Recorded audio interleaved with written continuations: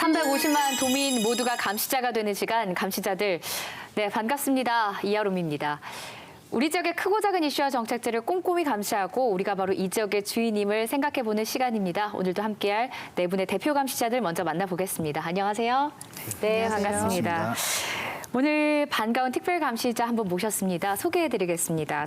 홍준표 저격수다 이렇게 표현하면 아마 한 번에 하실 것 같습니다. 여영국 위원장입니다. 안녕하세요. 네, 반갑습니다. 네, 그 연관 검색어에 항상 같이 있잖아요. 네. 여영국, 홍준표. 요즘 별로 저격할 일 없으시죠? 네, 보고 싶습니다.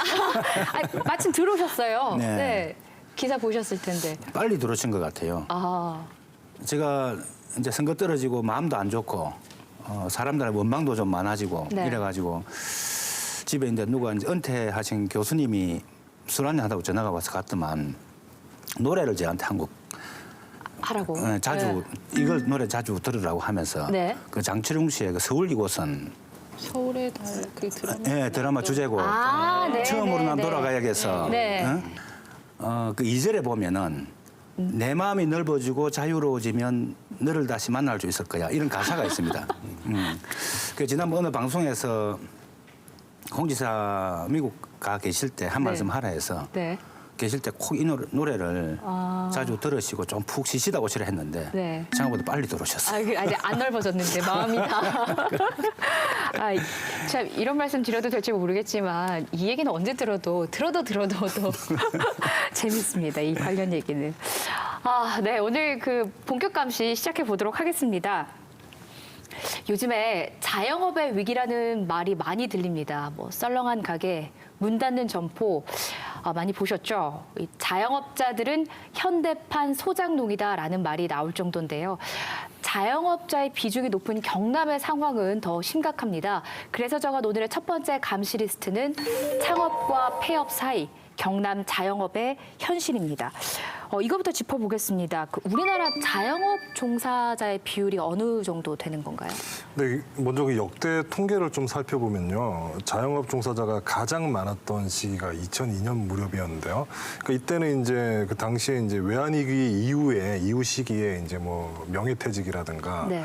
그런 구조조정 여파로 이제 쏟아져 나온 이제 실업자들이 인해서 이제 그 실업자 수로 인해서 자영업자 수는 무려 621만 명을 당시에 기록을 했었고요. 가장 정점이었죠.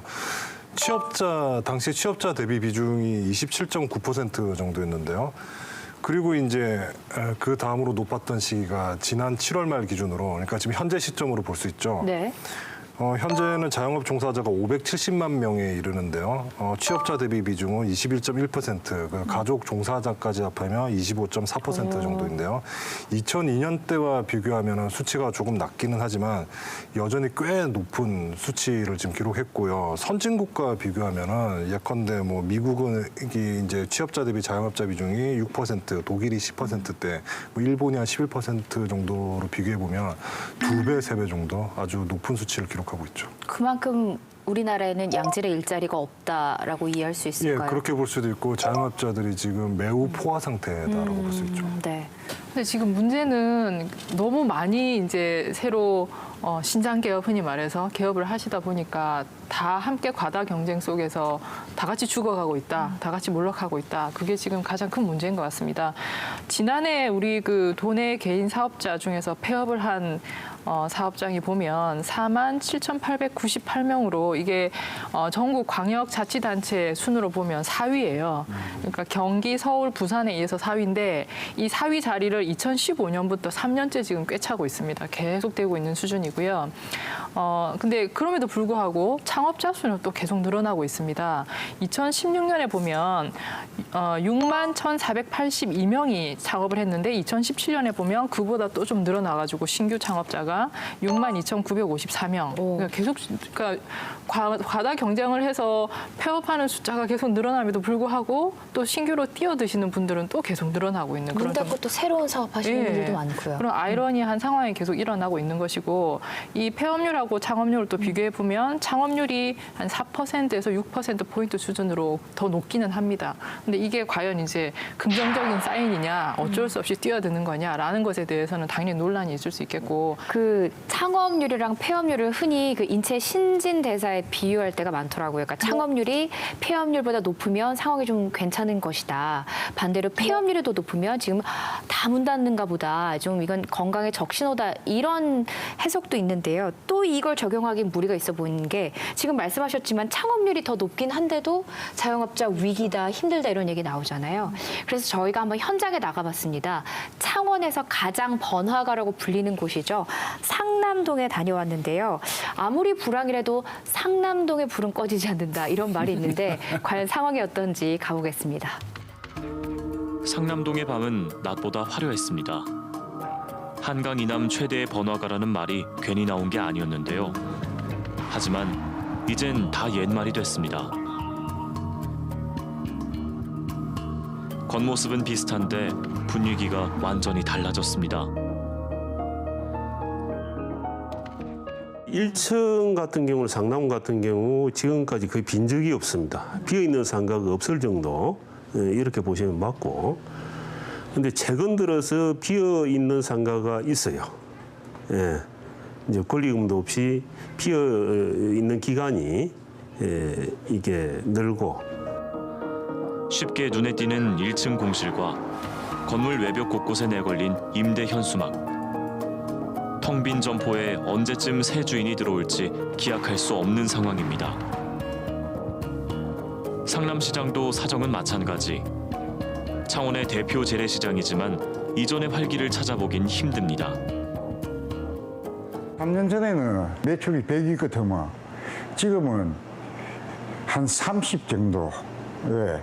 모여서 회식하고 그 같은 동료 지인들하고 그 식사하고 술 마시고 이런 경우가 많이 줄어버렸어요.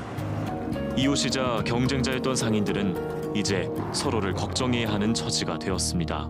1, 2년 전부터 몸소 피부로 느끼는 경기 체감이 많이 안 좋죠. 장사가 안 돼서 그만두시는 분들도 많아요.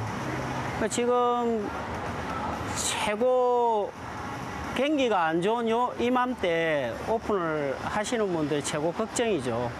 그 상남동은 IMF 때도 IMF가 비껴간 동네다 이런 얘기까지 나왔던 곳인데 사실 그 여 위원장님께서 직접 다녀오셨다고 들었어요. 네, 제가 이제 2012년도 아마 이맘때쯤 시작해서 한 6년 됐죠.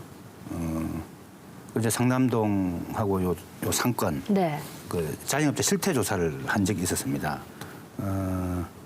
가보니까 뭐 쭉 평소에도 같이 느낀 거지만 너무 많이 변했어요. 어떻게요? 일단은 가면 사람이 많이 바뀌었어요. 젊은 친구들은 굉장히 많은데 어른들이 사실 없는. 그러니까 이전에 그 조사할 때 가서 식당 그 사장님들이 주로 공통적으로 하시는 말씀이 홀에 작업복이 없다 이런 말씀하셨어요. 회식하는 사람들이 그렇죠. 없는 공장에 거예요? 회식하는. 근데 그때도 말씀하신 지금 아예 더 없는 거죠. 뭐 이게 이제 지금 상남동 그 자영업 시장의 단면을 단적으로 좀 보여주고 있었고요. 이제 한 군데 국밥집을 운영하는 사장님인데 10년째 하고 있습니다. 한 2, 3년 전과 비교해서 매출이 50%로 뚝 떨어진 뭐 이런 말씀을 쭉 하시고, 또 나가면 하루가 멀다 하고 그 리모델링 공사한 데가 굉장히 많습니다. 다시 뜯어내고 다시 계속 바뀌니까. 네.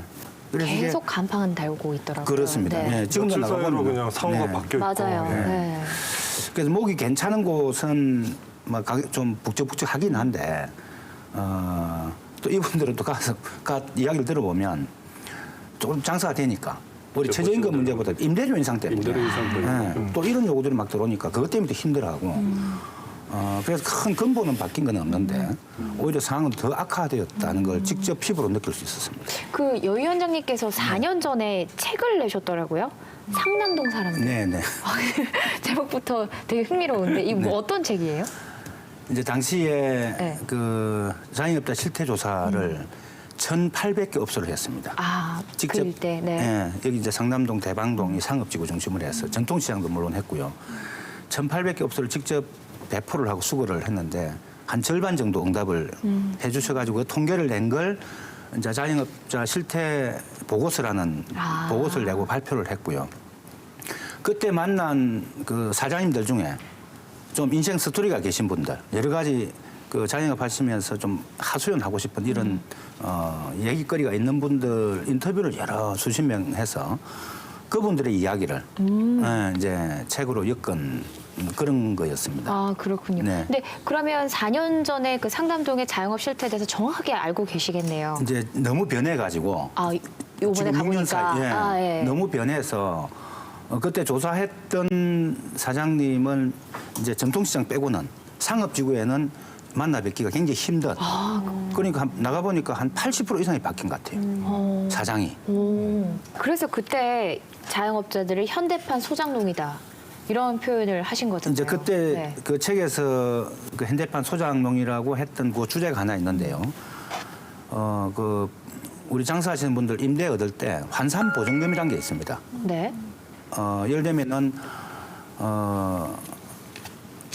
보증금이 8천만 원이고 월세가 100만 원이면 네. 그 월세 100만 원에 100을 곱하면 1억이지 않습니까? 네. 그걸 합치면 이게 한산 보증금이 1억 8천이 되는 거죠. 당시에 창원 지역, 이게 도시마다 다 다릅니다. 서울 다르고 부산 다르고 당시에 창원 지역의 한산 보증금이 1억 8천이었거든요. 이걸 넘어서는 그 임대사업자들은 그 임차인들은 그 상가 임대차 보호법 적용 바깥에 있습니다. 바깥에. 네. 그러다 보니까 계약 기간이 끝나도 뭐 2년 끝나도 그냥 주인 나가라 하면 나가야 되는 거고 월세를 뭐 10% 20% 배로 올려도 이건 법적으로 저촉이 안 되고 이런 거였죠. 그러니까 장사가 좀 되면은 그냥 주인이 임대료를 2배로 올리고 또 이렇게 해서 내보내고 본인이 직접 권리금을 챙긴다든지 굉장히 좀 뭐 일부긴 하지만 안 좋은 그런 분들이 많았습니다. 그래서 과거에 지주에 종속되어서 거의 뭐 지주가 나가라 하면 나가고 하는 소장농과 같은 현실이 일부 우리 그 자영업자들 아닌가. 주변에서 왜 누가 뭐 나 가게 열었어 오픈했어 이러면 야 너 사장님 됐어 이러면서 그죠 난도 보내고 그러는데 이제 몇 달 있다가 뭐 그 친구도 항상 그런 얘기 합니다. 야 세상에서 제일 좋은 게 남의 돈 받고 일하는 거더라. 걱정이 너무 많고 하루 종일 한숨 쉬고 있고 답이 안 나온다. 뭐 이런 얘기 진짜 많이 들었어요. 주변에 보면. 그러니까 자영업자들의 어려움은 시기적으로 보면은 사실 1990년대 말부터 좀 따져볼 수 있는데요.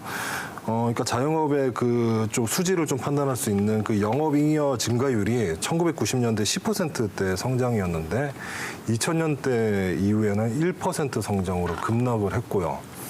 올해와 내년에 또한 29% 정도 오르는 그 최저임금 인상이 이러한 좀 어려움 속에 좀 엎친 데 덮친 격이 되는 건데요. 그러니까 지금 현재 자영업자들이 좀 이렇게 불만이 높아진 상황에서 이 최저임금 인상안이 좀 뇌관이 될 수밖에 없는 상황이죠.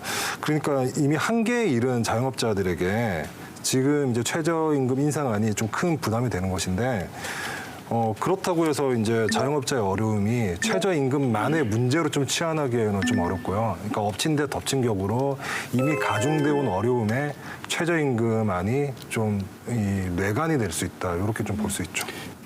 제가 이제 6년 전에 조사한 이걸 좀 몇 가지 오늘 근거를 좀 말씀을 드리는데 조사 당시에 뭐가 최고 그 우리 장사하는데 뭐가 가장 큰 원인이냐 물어보니 역시 경기 침체였습니다. 이게 이제 응답자의 72%가 그렇게 했고요.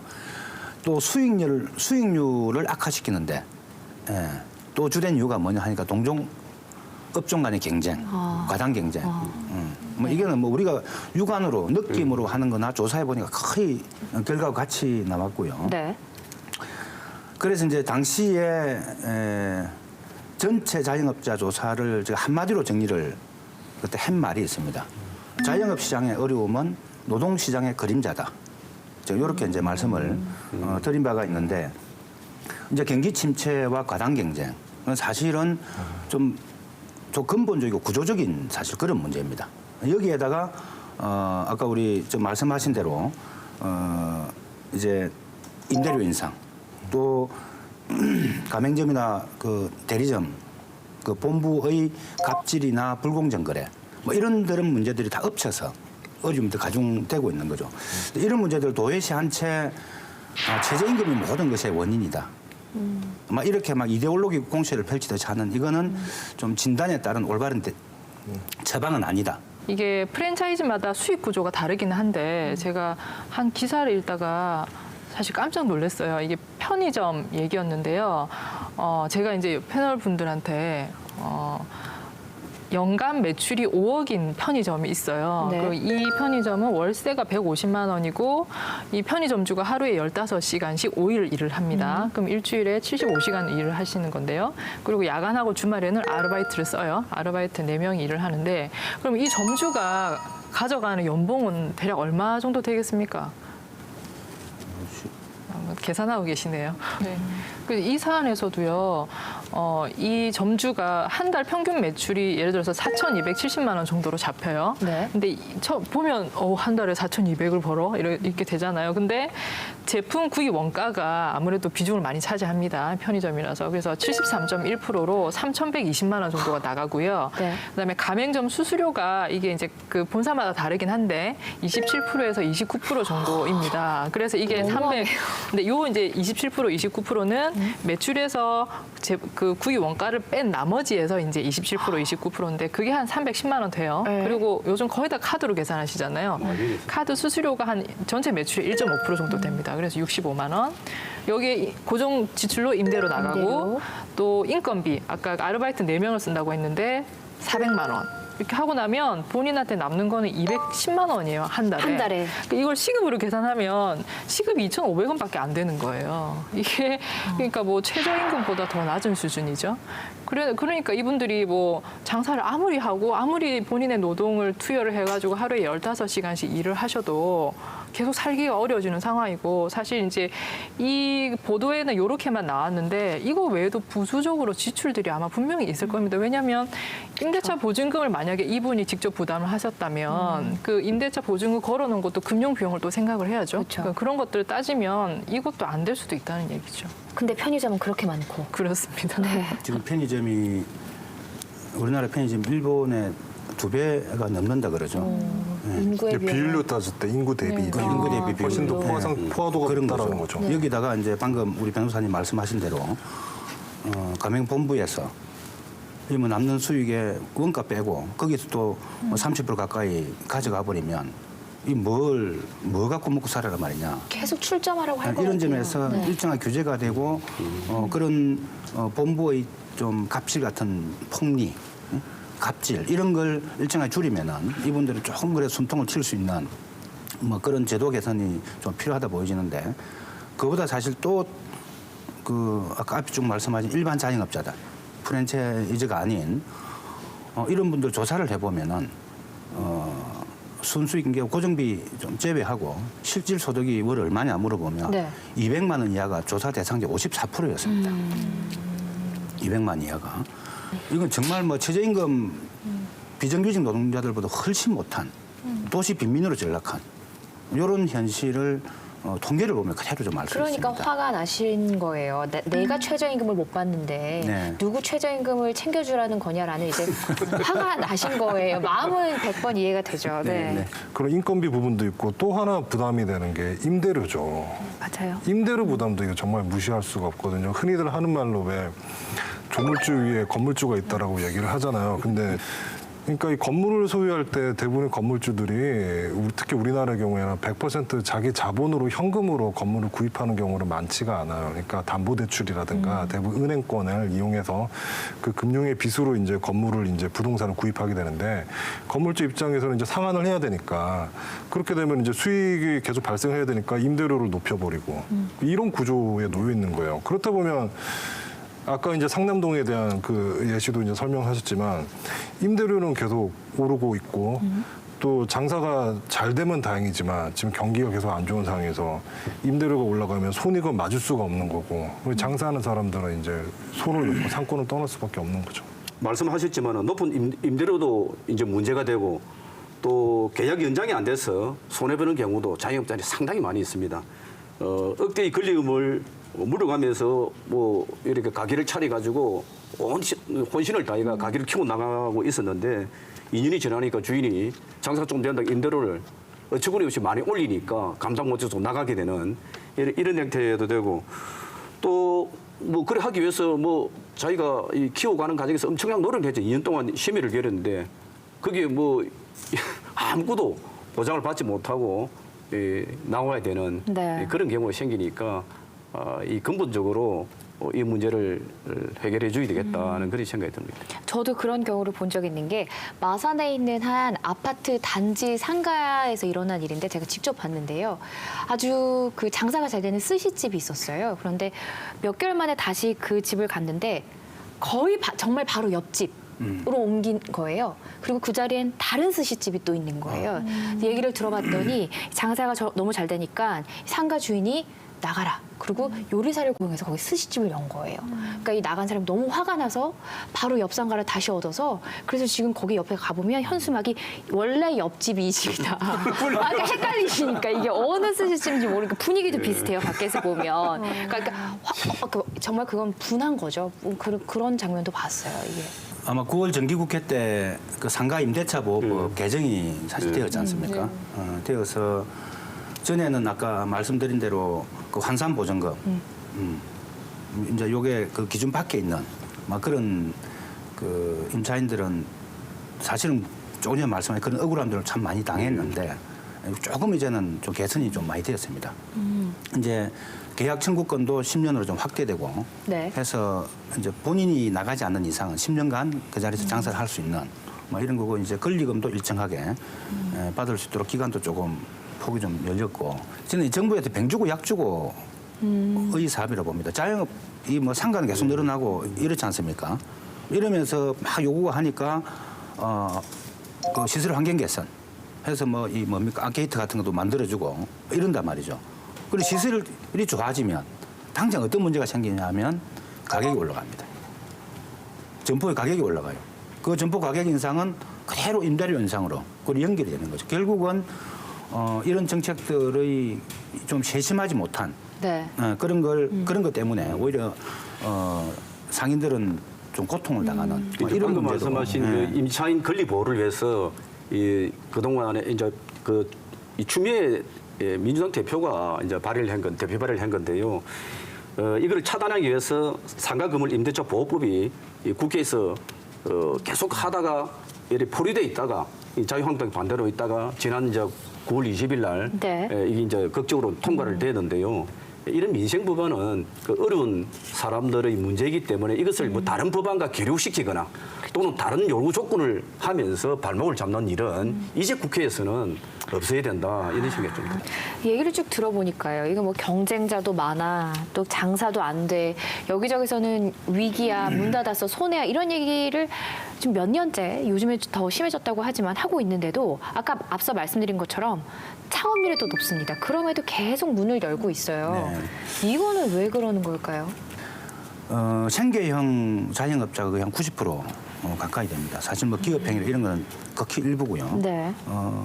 이거는 이제 신규 진입과 퇴출이 그 반복되는 상황에서도 결국은 많은 분들이 뛰어드는 문제, 이제 이유는 먹고 사는 문제 때문에 그렇고 이런 배경이 결국 노동시장의 불안정, 그 다음에 우리 정규직이라 하더라도 나이 50 넘으면 뭐 금방 또 빨리 나가야 되고 하여튼 이런 굉장히 불안한 게 있고 또 경기 변동에 따라서 기업의 인력 구조 조정이 좀 일상화되어 있고 또 뭐 그런저런 배경 때문에 비정규직 시장이 점점 확대되고 있고 이런 게 이제 자영업으로 뛰어들 수밖에 없는 근본적인 좀 배경이 되는 거죠. 그다음에 이제 또 지금 과거하고는 달리 생애 주기가 많이 길어졌지 않습니까? 네. 그러니까 이 평균 수명에 비해서 사실 은퇴가 빨라진 거죠. 그 예컨대 한 60살에 은퇴를 하게 되면 지금 한때 너도나도 그 치킨집 엄청 많이 창업 붐이 일었잖아요. 오죽하면 그 치킨집 지도를 만들었어요. 그러니까 그게 뭐냐면 지금 아마 지자체마다 아마 홈페이지 들어가면 그런 관련 지도가 있을 겁니다. 그러니까 어느 지역에 어느 동네에 치킨집이 개수를 인구수와 비교해서 이거를 비주얼로 이렇게 만들어 놓은 거야. 그러니까 창업하기 전에 이 지도를 참고를 해서 어느 호프집이 어디에 몇 개가 있고 이런 걸 지도로 지금 만든 게 있습니다. 실제로 지금. 그러니까 오죽하면 그걸 만들 정도인데 그러니까 너도나도 이게 지금 사실 장사라는 거는 상당히 이게 어려운 일이죠. 정말 쉬운 일 아닙니다. 남한테 이 물건을 팔거나 음식을 파는 행위가 상당히 어려운 일인데 오죽하면 좀 이제 그 생존을 위해 생계를 위해서 탈출구로서 지금 장사를 택한다는 게 좀 어떻게 보면 좀 안타까운 좀 심정이고요. 근데 문제는 또 잠정적인 자영업자들이 많이 지금 있다는 게 사실 더 큰 문제예요. 지금 평생 직장 개념이 사라진 데다가 또 지금 누구든 좀 구조조정에서 지금 자유로울 수 없거든요. 저도 그렇고요. 여기 계신 분들 이미 사실 지금 김정근 의원이나 여인도 자영업을 해야 될지도 몰라요 지금. 고민 많이 하고 있어요. 네, 지금 누구도 지금 예비적인 잠정적인 자영업자라고요 지금 이 상황에서. 그러니까 실제로 지금 우리 지역에서도 저 통영이나 거제에서 대구조조정이 한창일 때 그때 지자체에서 한 게 뭡니까? 창업교육이었잖아요. 지금 자영업자가 늘 수밖에 없는 상황이라는 것이죠. 네. 저 때문에 장사 안 한 분들 제법 됩니다. 아, 말리셨어요? 네, 제가 자영업 그 조사하고 상담동 사람들 책 쓰고 나서 네. 제가 이 상당 전문가가 되는 양 이래 좀 소문이 나가지고 네. 야 요새 뭐 하면 좀 업종을 묻는 거죠. 응? 뭐라고 대답하세요? 요즘 뭐 해야 되니? 공짜로 됩니까? 술 한잔 가도 먹고.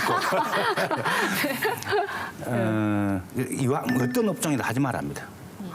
그냥 주로 퇴직하신 분이나 이제 좀 자의가 아닌 좀 타의로 구조조정돼서 나오신 분 이런 분들이 주로 그런 왜 할 일이 없으니까 많이 말렸습니다. 퇴직금 그냥 들고 있어라. 네, 그래서 아까 제가 말씀드렸다시피 일정하게 그냥 막 이 시장에 맡겨놓는 게 아니고 장사를 하실 분들은 어느 공적인 기관에서 컨설팅을 해서 안 되는 건 좀 일정하게 좀 규제를 시켜주고 좀 안내도 좀 이래 해주고 좀 이런 공적 기능이 필요한 거 아닌가 좀 이런 생각 한편 들었습니다. 그 제조업 구조조정 여파는 계속되고 있고 뭐 소비 심리도 쉽게 되살아나기는 어려운 데다가 실업자는 외환위기 수준으로 늘어나고 있다고 하고 생계형 자영업자는 위기에 몰려 있습니다. 한숨이 나오죠. 자영업 위기는 개인의 위기 그 이상입니다. 뭐 산업, 소득, 고용 등의 정책이 맞물려 있는 만큼 달라진 경제 구조에 맞는 새로운 로드맵이 나오길 기대해 보겠습니다.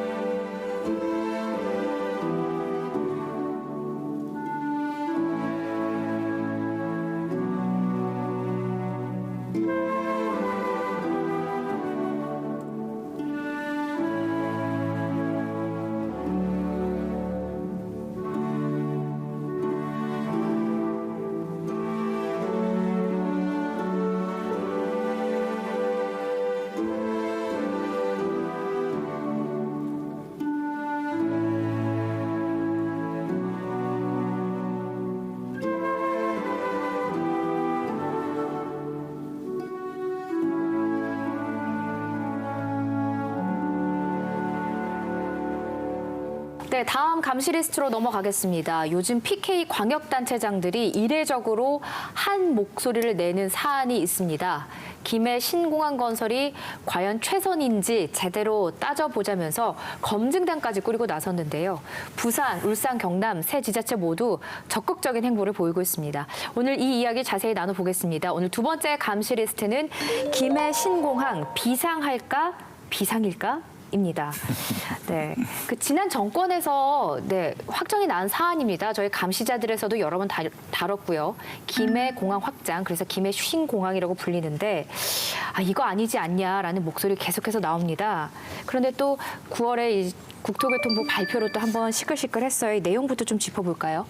네, 그 지난달 6일에 있었죠. 네. 그 국토부가 이제 김해 신공항 건설 사업 타당성 평가 및 기본계획 수립 용역에 대한 중간 보고회를 열었었는데요.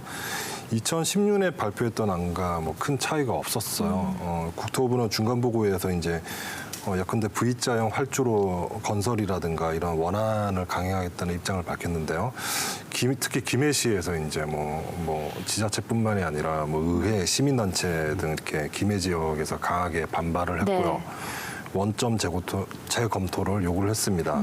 반면에 이제 경남을 비롯해서 부산, 울산 등 이제 동남권 신공항 그 전담팀은 공동 입장문을 내고 진일보한 긍정적 변화로 보지만 여전히 입장차가 있다라고 밝혔는데요. 뭐 논란이 지금 증폭되고 있는 상황이죠. 네. 이게 이제 그 쟁점이 한 서너 가지로 좀 압축이 되던데 일단 활주로 길이 문제. 네. 그래서 지금 V자로 새로 만들고자 하는 국토부 발표 안 보면 3.2km거든요. 그런데 우리 김해 우리 그 영남 불경 단체장이나 김해 시민들은 최소한 3.5km는 돼야 된다. 뭐 이게 하나 있고 또 근데 안전 문제 굉장히 중요한 문제죠. 안전 문제가 전에 이제 그 언제입니까 한번 비행기 충돌해서 백수십 명의 그 인명 그 사건도 있고 하니까 이 문제가 쟁점될 수밖에 없는데 이게 분명히 산을 깎아야 되는데 그거 안 깎아도 된다 이렇게 발표하니까 이게 과연 믿을 수 있느냐 뭐 이런 좀 문제적이고 그 소음 문제 이 소음 문제는 국토교통부에서 소음 측정을 한 이게 과연 공정성이 있느냐 하는 근본적 문제제기부터가 좀 이거는 좀 많은 사람들이 제기를 좀 하고 있습니다. 네. 이게 이제 우리 경남 발전연구원입니까? 여기서 용역 행가하고 너무나 차이가 있기 때문에 그 신뢰성 문제가 우선 기본적으로 있고요. 제가 볼 때는 뭐 다른 문제보다도 소음 문제나 안전 문제, 이 피해를 최소화하기 위한 우리 부울경이나 김해 시민들의 요구는 너무나 정당하다. 이런 좀 생각이 듭니다. 이번 그 국토부 발표에서 국토부는 표면적으로는 입지부터 해서 원점에서 재검토하는 수준으로 전체적으로 검토를 하겠다라고 얘기를 했는데 이게 이제 사실 지역에서는 좀 그것에 대해서 신뢰하지 않는 목소리가 많이 나오는 게 방금 여 의원님께서 얘기하신 것처럼 소음 문제에 대해서도 지역과 국토부가 보는 이 관점이 너무 다르고 네. 안전 문제에서도 상당히 큰 의견차를 보이고 있어요. 그래서 국토부에서는 그 소음이 발생하는 지역은 이주 대책을 수립을 하고 인근의 부산 에코 델타 시티랑 또 연계해가지고 연결 도로라든지 이런 것도 확충을 하고 하는 식으로 여러 가지 얘기를 했습니다. 그리고 이것을 또 핵심은 그러니까 김해 신공항은 관문 공항이 될 것이다라고 얘기를 했는데 이 부분에 대해서도 현실성이 떨어진다는 비판이 굉장히 많아요. 이게 조금 있다가 우리가 다 얘기를 네. 하게 되겠지만 그래서 지금 현재 국토부의 태도를 보면 말은 원점 재검토라고 하지만 지역에서 문제 제기하는 것들이 거의 다 문제가 없다라는 식으로 의견 표명을 하고 있어서 사실상 이제 원래 계획대로 진행하는 게 아니냐라는 얘기들이 흘러나오고 있죠. 네. 그래서 이렇게 국토부의 발표에 김해 시민부터 즉각 반발하고 나섰습니다. 실제 그 현장에 다녀왔습니다. 현장의 목소리는 어떤지 먼저 보시죠. 할 때 저희 여기 박지호 국토부 김해 신공항 추진에 대한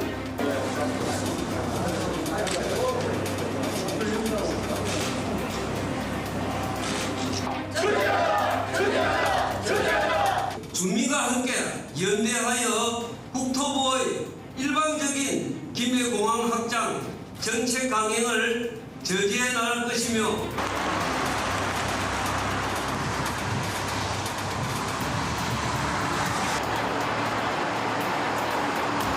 그다음에 일단 제가 봤을 때 소통하는 그런 기회가 됐으면 참 좋겠다라고 생각해서 기대를 가졌는데 사실 지난번과 이어서 지금 오늘도 참석을 안 했습니다. 민관 협의회에서는 이제 앞으로는 좀 더 크게 이걸 강하게 이제 반대 의견을 내서 김해 시민의 결집을 하고 김해 시민이 반대하는 데 동참하도록 그 역할을 다 할 겁니다.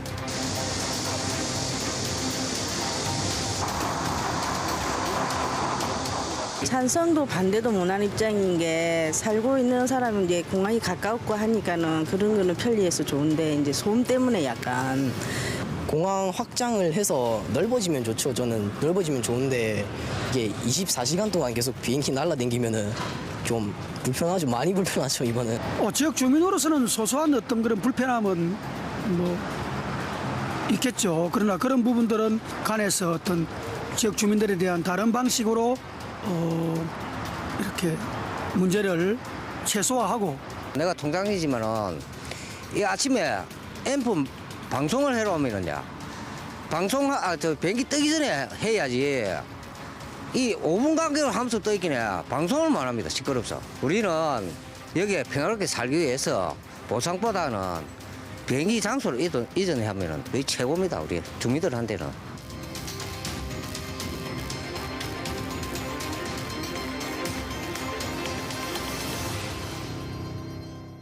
김해 지역에서 그래서 이렇게 반발이 심한 겁니다. 이렇게 강하게 얘기를 하고 와서 좀 진짜 측정을 좀 해달라, 좀 이 상황을 알아달라 이랬는데 중간 발표가 기존이랑 똑같이 나오니까 도대체 뭐 한 거냐 이런 얘기가 나오는 거죠. 이제 국토부나 정부에게 이제 묻고 싶은 것은 처음부터 동남권 신공항을 하려고 했던 이유가 김해공항의 입지적 여건이 확장을 해가지고 동남권 신공항의 허브 역할을 할 수 없기 때문에 신공항을 새로 만들려고 한 거 아니겠습니까? 네. 그런데 지금 와서 그걸 확장으로 가는 이유는 이제 합리적 의심을 하는 것은 TK, 대구 경북과 PK의 아주 과도한 지역 대결이라고 이것이 이 정부가 중재하기 힘들 정도로 가니까 어쩔 수 없이 차선책으로 기존의 공항을 확장을 하는 것으로 가지 않았나 하는 이제 합리적 의심을 하게 되는 거고요. 항공의 이제 전문가들의 이야기를 들어보면은 이 국제공항을 하기 위해서는 이 활주로의 끝에서 한 18km 정도는 양쪽으로 18km 정도는 이 고도 높은 산이라든지 다른 장애물이 없어야 안전하게 공항의 역할을 할 수 있다. 이렇게 이제 주장을 하고 있거든요. 네. 그런데 지금 정부에서 신공항의 활주로 V장에서의 끝에서 동쪽으로는 모라디산이 한 15km 반경이 있습니다. 북쪽으로는 김해에서 제일 높은 산이 불무산이 있습니다. 네. 그리고 동북 쪽에는 이제 신해산이 있고요. 얼마 전에 문 대통령께서 남북 정상회담하고 귀국할 때 삼지연 공항에서 네. 이렇게 왔습니다.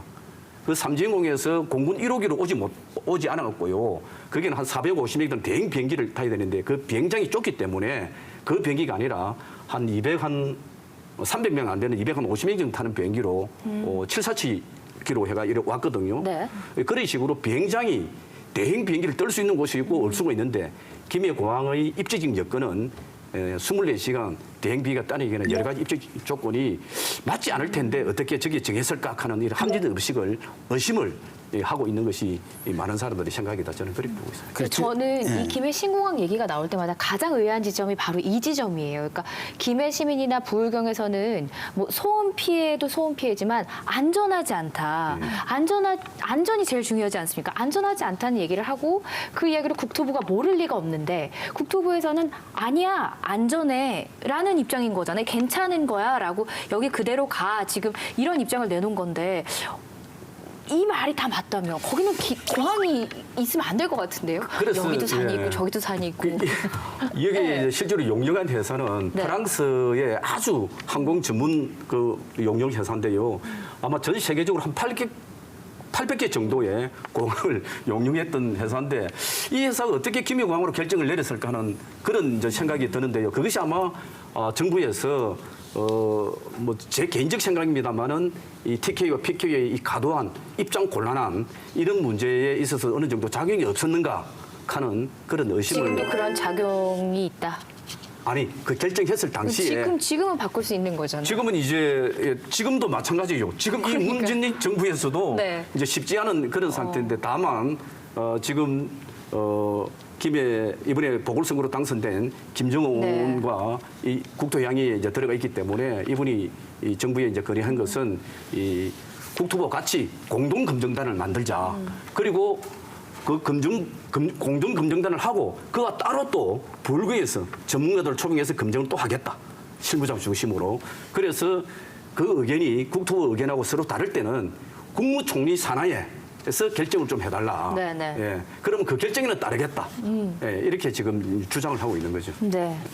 단순히 경제적인 그 비용만 따지고 보면 원래 있는 걸 고쳐서 쓰는 게 당연히 돈이 덜 들죠. 네, 그렇게 보면 이제 그런 결론에 도달할 수 있고 저도 이 사안을 이제 조금 더 찾아보지 않았을 때는 뭐 그러면 돈은 확실히 덜 들고 국가 경제 차원에서는 맞는 거 아닌가라고 생각을 했었어요. 그런데 이 국토부에서 내놓은 소음 피해 대책을 보면 이런 게 있더라고요. 그러니까 저소음 항공기를 도입을 하겠다. 근데 저소음. 네. 근데 민간 항공사에 항공기를 도입하는데 정부가 어떻게 저소음 항공기를 도입하라 마라 얘기를 할 수가 있겠습니까? 이런 것도 현실성이 없고 그리고 원래는 이제 이륙을 한 다음에 약간을 틀어서 이제 그 목적지로 가는 것으로 됐는데 이것도 주변에 소음이 많다고 하니까 지금 22도를 좌측으로 틀어서 이륙을 하겠다라고 하잖아요. 그런데 이게 왜 또 지탄을 받냐면 너 정말 지도만 펴놓고 그거 봤다. 현장에 나와봐라. 22도로 틀면 그곳이 바로 장유다. 이렇게 얘기를 하거든요. 정말 인구가 많이 밀집되어 있는 장유 지역을 지나가게 되는 거예요. 김해 내외동을 피하려다 보니까. 그래서 이게 제대로 된 대책이 맞느냐라고 얘기가 나올 수밖에 없고 그리고 활주로가 하나가 늘어나면 소음이 6배가 증가한답니다. 일부 연구 결과에서는 그렇게 나오거든요. 그럼 이 6배나 증가되는 소음을 줄일 수 있는 방법에 대해서는 아무 대책이 지금 보고서에 나와 있지 않은데 어떻게 소음이 줄어든다는 거냐 이런 비판이 많습니다. 그래서 여러 가지로 따져봤을 때 소음이 정말 결정적으로 어떤 방법을 동원해도 이게 피할 방법이 없는 것 같아요. 이 공항 문제를 저는 전문가가 아닙니다만 상식선에서 들여다봤을 때 앞서 이야기했던 그런 합리적 의심을 할 수가 있는 거고 상식선에 본다고 했을 때 기존의 소음이 확장을 하고 지금은 9시 되면 스톱이 되잖아요. 비행기가 안 뜨는데 24시간 비행기가 더 큰 비행기가 오게 되는데 소음이 더 줄어든다는 것은 그게 말이 되는가? 이거는 뭐 전문가 필요 없습니다. 그냥 뭐 누가 생각하더라도 초등학교 6학년 정도면 돼도 판단이 되는 문제거든요. 이제 그런 측면에서 좀 지적을 할 수 있는 겁니다. 그래서 외국 같은 경우에도 소음 때문에 거의 다 외곽으로 이제 국제공항들은 나가는 추세거든요. 그러니까 일본 같은 경우에도 고베 공항이 있다가 간사이로 나갔고 우리나라만 해도 김포에 있던 것이 지금 인천으로 나갔잖아요. 김해 공항도 예전에는 원래 부산 수영 공항에 있던 걸 옮겨온 건데 김해 지역에 그 도시 계획을 하면서 대규모 아파트를 바로 공항 옆에 엄청 많이 지금 지어놨어요. 그럼에도 불구하고 그쪽으로 또 확장을 하겠다는 거는 이게 말이 안 되는 거죠. 그래서 지금 이제 검증을 제대로 해보자 국토부의 이런 추진을 못 믿겠다 이런 단체장들의 입장이 나온 겁니다. 크게 4가지로 나뉘더라고요. 하나하나 좀 짚어볼까요? 어느 항목들을 검증하게 되는지. 말씀하신 대로 이제 크게 4가지 부분에 이제 집중을 하는데요. 먼저 이제 소음 부분이죠. 이제 그 현장 조사 등의 이제 사전 타당성 과업 지시서의 준거 기준이 이제 지켜졌는가, 그러니까 제대로 현장 조사를 했는지에 대한 의혹, 그리고 이제 그동안 조사 과정에서 이제 소음 측정 기준이 적합했는지, 그러니까 피해 지역을 좀 축소했는지 여부에 대해서 이제 그 부분을 가릴 것이고요. 그리고 또 중요한 게 이제 안정성 부분이죠. 새 활주로를 만들 경우에 이제 필요한 그 장애물 제한 표면에 대한 검토가 좀 부족했다라는 부분하고, 그 다음에 김해에 있는 이제 그 공항 인근에 이제 위치한 이제 오봉산과 이모산, 경운산의 이런 주요 산들에 대한 절취 여부에 따른 이제 항공학적인 검토가 이루어졌는지 여부에 대한 그런 부분을 이제 다룰 예정입니다. 네. 이 확장성 면에서도 처음에 이 김해 신공항을 계획을 한 것은 관문공항의 역할을 하겠다라고 했던 거거든요.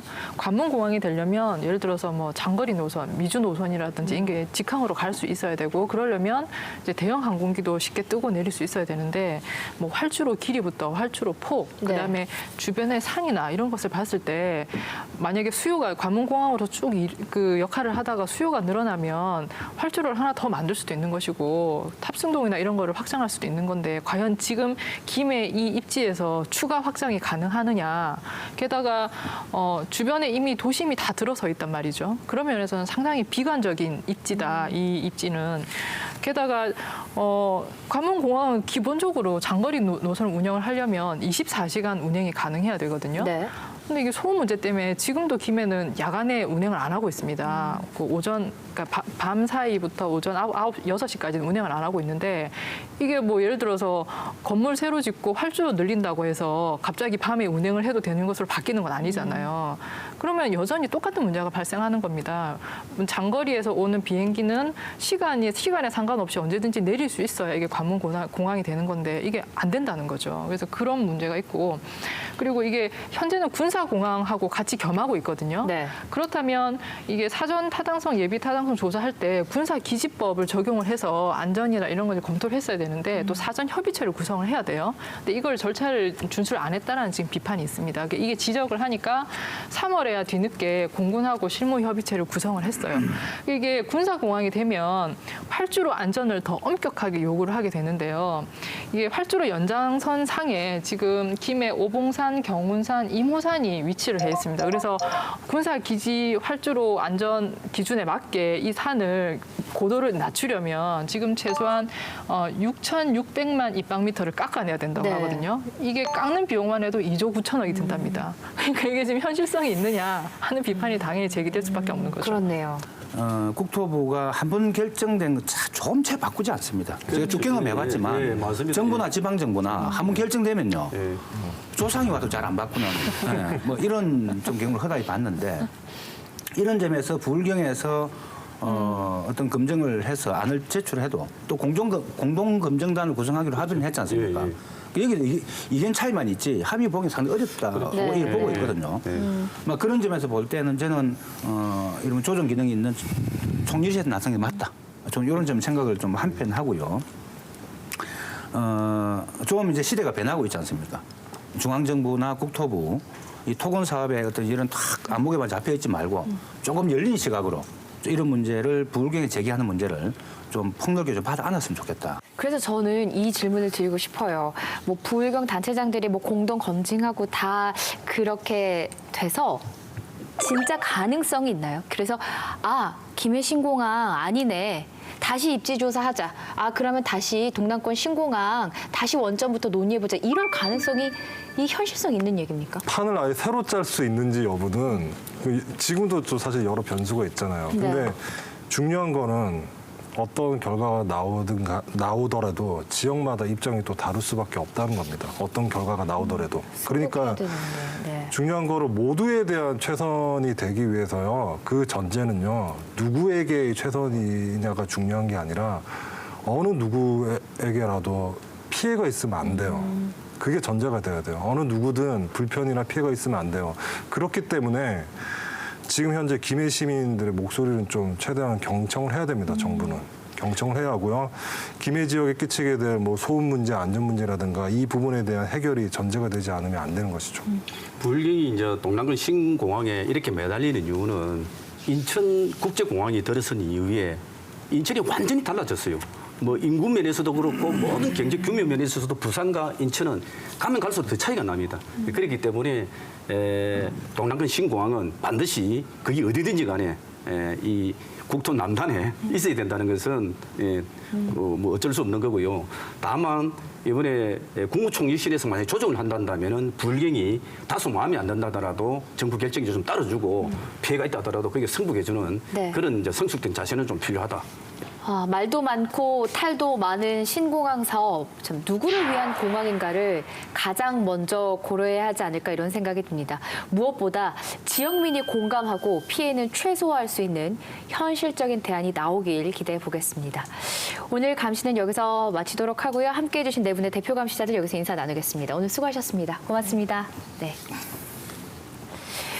지난달 중순쯤에 광화문에선 실패 박람회가 열렸습니다. 행사 이름부터 좀 흥미롭죠. 다양한 실패담을 나누는 자리였는데 행사의 핵심은 실패 경험을 공유하고 재기 방안을 함께 고민하는 것이었습니다. 그 취지처럼 실패한 이들에겐 패자 부활전의 기회가, 또 지켜보는 이들에겐 위로를 건네는 배려가 필요하겠죠.